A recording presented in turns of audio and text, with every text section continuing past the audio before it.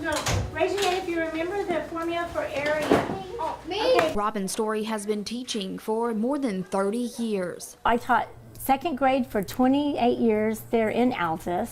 And before that, I taught 6th, 7th, and 8th grade for 2 years in Atoka, Oklahoma. After retiring from Oklahoma, she now teaches in Vernon, Texas, 4th and 5th grade special education math at Shives Elementary. But still, Altus is home.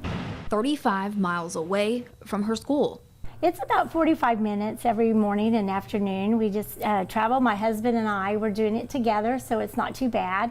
He teaches math at the high school here. How was your day? Very good. The couple's commute makes for about an 11-hour workday. We thought we would move here, but because of our parents, as I said, that we've been going back home each night, and that way we're able to care for them and help and do the things that we need to do. Like plan for the future. So we knew if we came here and at least put 5 years in, that we could both have another retirement, where if I just stayed in Oklahoma with no raise, it just wasn't as beneficial. Story says the higher pay and better retirement options are just some of the reasons she finds herself in Texas, alongside other teachers who have made the jump from Oklahoma. I have several friends that have gone to the Dallas-Fort Worth area. I even know some that have started just right out of college that have gone to the Houston area and are getting as a new teacher salary like $60,000, where in Oklahoma I still haven't made that yet, Nice. What, boys and girls?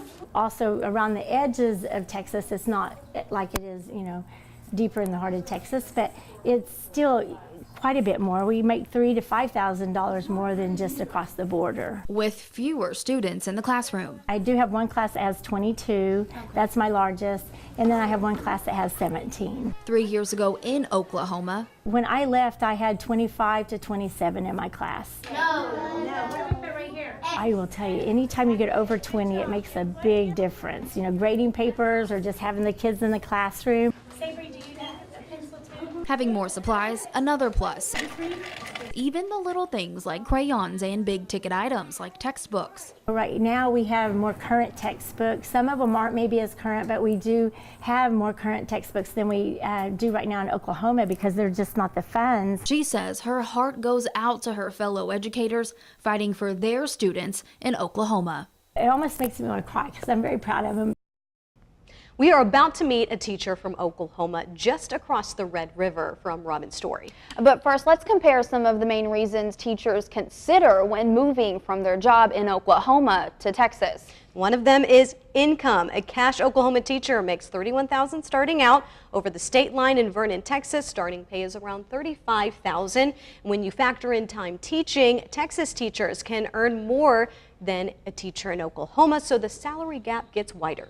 Compared to the rest of the U.S., on average, Texas is ranked number 27 in teacher pay, and Oklahoma sits at 49 as of 2016. That's according to the National Education Association. And class sizes in Oklahoma have been growing over the past 10 years. A Cache teacher has seen her class average jump from mid-20s to 28 to 30 kids. A Vernon teacher has no more than 22 kids in one class. And lastly, money for supplies, something that is all too common in Oklahoma classrooms. A few purchases are made here and there for our teacher in Vernon, but most is provided by the district, but in cash. Thousands are spent every year for the classroom on simple things like books, glue sticks, and paper. And that has many teachers fed up, including Robin Muse, a 5th grade reading teacher at Cache Public Schools. I mean, I don't blame people for going to Texas and other places because, you know, that's better opportunity financially. Robin Muse, a 5th-generation Southwest Oklahoman and teacher of 18 years. Back in school after marching with teachers at the Oklahoma State Capitol. Okay, so everybody stand up. She says there was plenty of things that made her go up in March. They mostly trace back to providing for her students. Teachers do what they have to do because we want our kids to learn and be successful. Muse remembers when funding wasn't an issue. Well, I can tell you when I first started teaching, we had a nice supply closet that was full of stuff, and they gave you $100 a year to spend on your classroom, whatever you needed. If you needed something, school was able to buy it for you. When it was time to get textbooks, we adopted them. and the school had the funding to do that. But then the tide started to turn about 10 years ago. First it was, okay, we don't have the money to adopt new textbooks. So we had to make do with the ones that we had. Over time, those became obsolete because in the last couple of years, we've gone to completely new standards. Then the supply closet depleted. The $100 for classroom supplies gone. We start trying to find things, pull things, figure things out, thinking eventually the money will come back.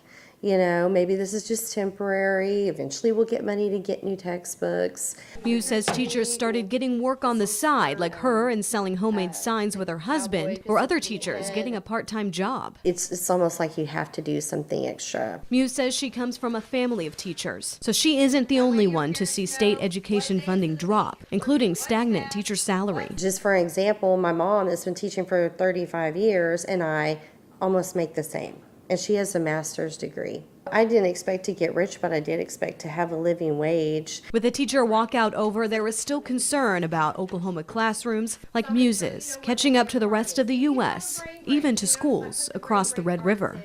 I mean, we have to do something to make it better for ourselves and for the future teachers, future students.